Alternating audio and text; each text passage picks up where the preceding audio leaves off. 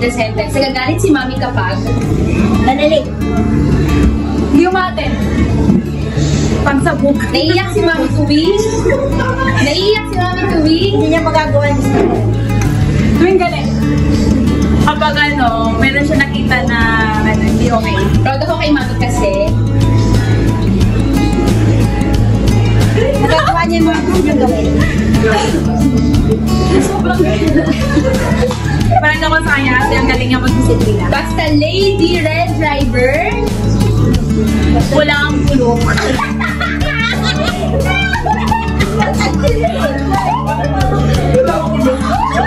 Next question, bakit alam mong ayaw ni Mami? Bakit nalingin? Ayaw yun ang ano. Ano ang bagay na hindi matipid si Mami? Pagkain. Tama pagkain. Stop! Yun lang. Timer starts now. Rate from 1 to 10, gaano ka-emotional si Pastor? 1, 2. Gaano ka gusto ni Pastor ang mga kotse? Sobra. 10. Sobra. Gaano ka-addict si Pastor sa movies? 10. 10 din. 10 din. Gaano ka maibibig si Pastor? 10. 3. 1. Gaano ka grabe magalit si Pastor? 10. 1. O gaano gusto mong mamana mula kay Pastor? Wala. Dito ko lang kung ano ba. Masipag. Nag-discard eh. Aral na hindi mo makakalimutan mula kay Pastor. Ano? Yung tinula from crocodile. Pay now, pay later. One word na makakapag-describe kay Pastor. One word. Pogi. Guwapo. Gagalitin. Kung binigyan mo si Pastor ng title, ano ito? Superman. Ang pogi yung pastor. Batman.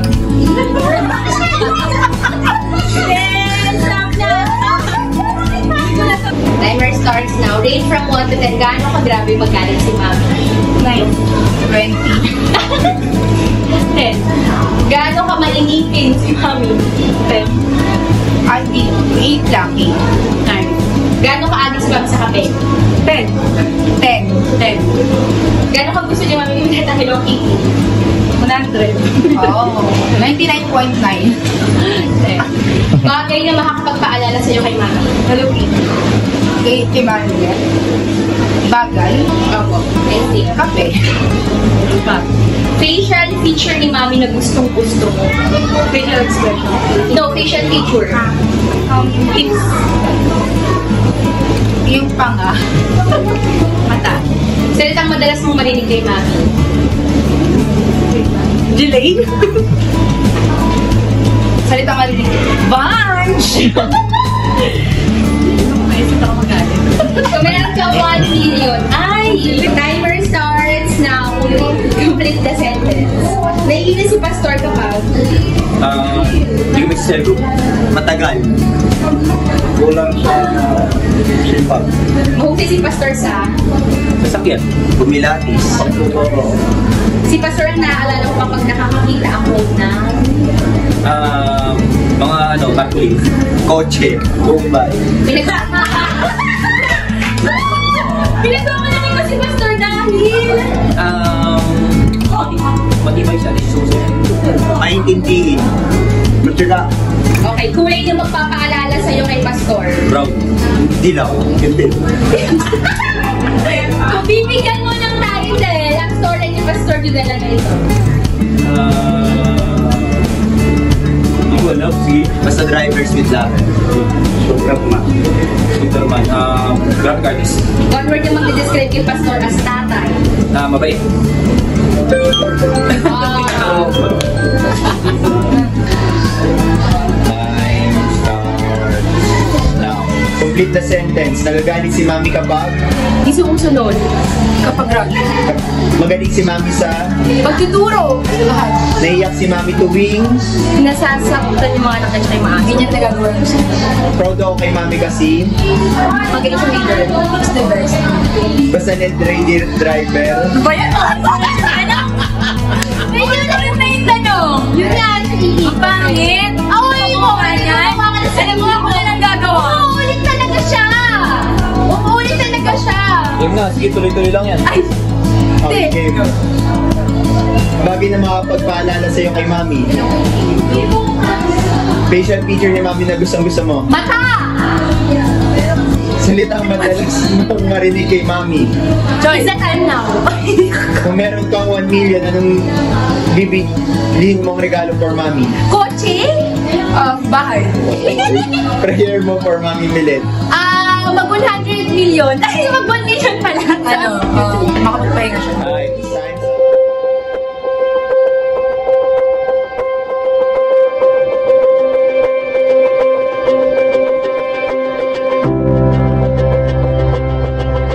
Hi, I am Sophia Rumba. 1 year na po ako sa FCC Church. Nico Sarmiento, 3 years.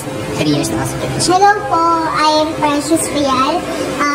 7 years na po ako sa FCC. My name is Aldrich.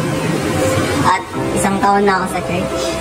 Stephanie Fitinina and 2 years na po ako sa church. I am Josh De Vera, also known as Josh. I am currently 8 months at FCC.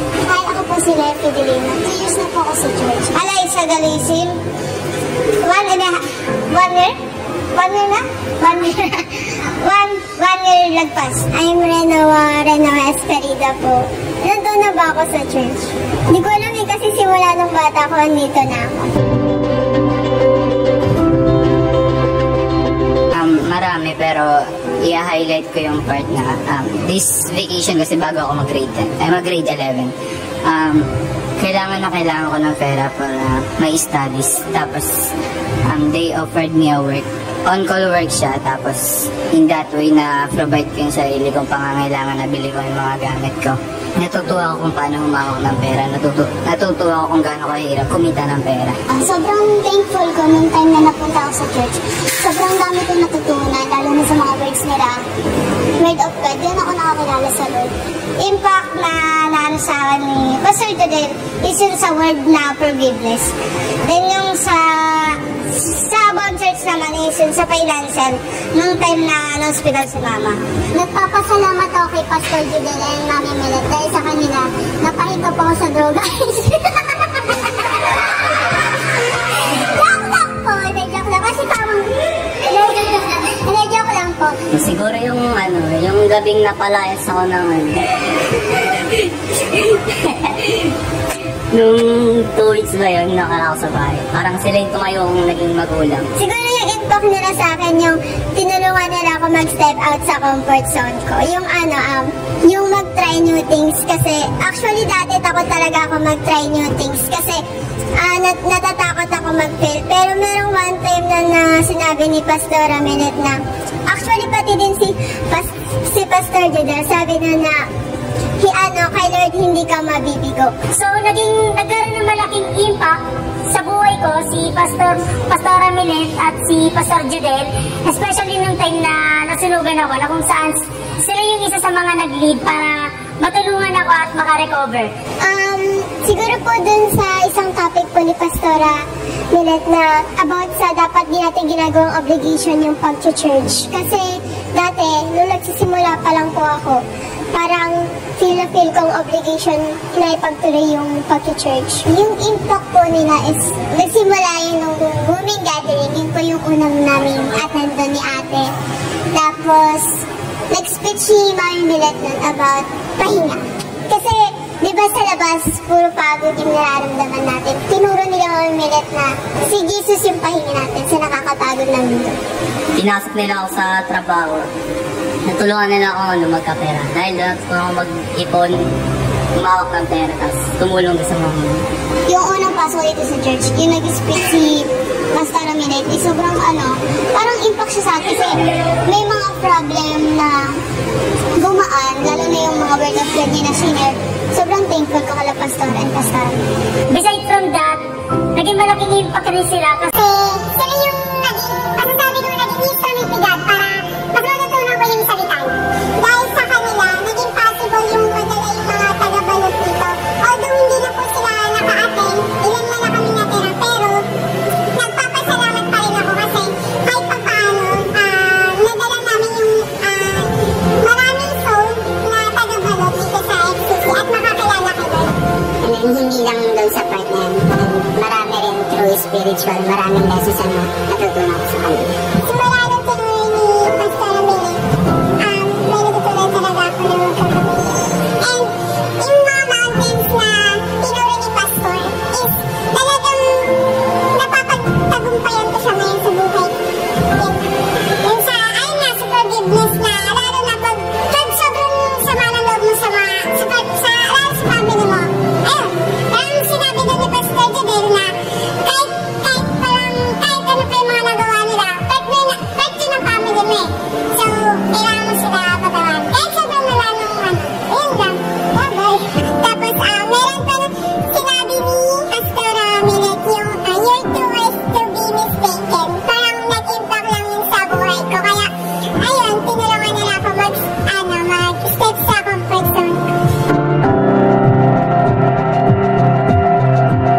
So, ang message ko po kay Pastor Jadel and Mami Milet, thank you so much po sa lahat ng mga nagawa nyo, lalo na sa balot. Hindi po namin makakalimutan nyo, lalo na ako. And maybe ako na lang yung natira sa dami-sala na nila, pero malaking bagay na naging stepping stone nyo para sa susunod na taon, malay po natin, madala po ulit natin yung mga balot po. Love you po. Love ko kayo. Yung message, sobrang grateful po ako na nakakarinig ako ng word of God. Tapos kayo yung naging party kayo ng buhay ko. Thank you po Pastor Daddy, Mami sa pagtulong niyo sa akin. Hindi dahil sa inyo wala ako. Salamat and I love you. To Pastor Jadel, to Pastor Milet and Pastor Jadel, happy Teacher's Day and super thank you. Teacher's Day naman eh. So, I just want to say thank you po kasi naging malaking tulong po kayo sa akin. Sa akin na pinakakailangan ko yan, sa pati na rin sa character development ko. Super thankful po ako na dito po ako napunta and na turuan po nila ako sa spiritual life ko. Ayun, message ko lang kayo lang Mami Milet and Daddy Jadel. Siyempre, hindi naman sila nagbabago eh. So, maraming salamat po. Mami Milet at Pastor Jadel. Sobrang thankful po ako sa inyo na nakilala ko po kayo. And yung mga word of God niyo po, sana lahat po is matulungan niyo po. Lalong ma-share niyo po yung word of God. Ayun po, thank you po. We love you, Pastor Milet and Pastor Jadel. We love you, Pastora and Daddy Jadel. We love you, Pastor Jadel and Mami Milet. We love you, Daddy Jadel and Mami. We love you, Pastor and Pastor Milet. We love you, Mami Milet and Pastor Jadel. We love you, Pastor Milet and Pastor Jadel. We love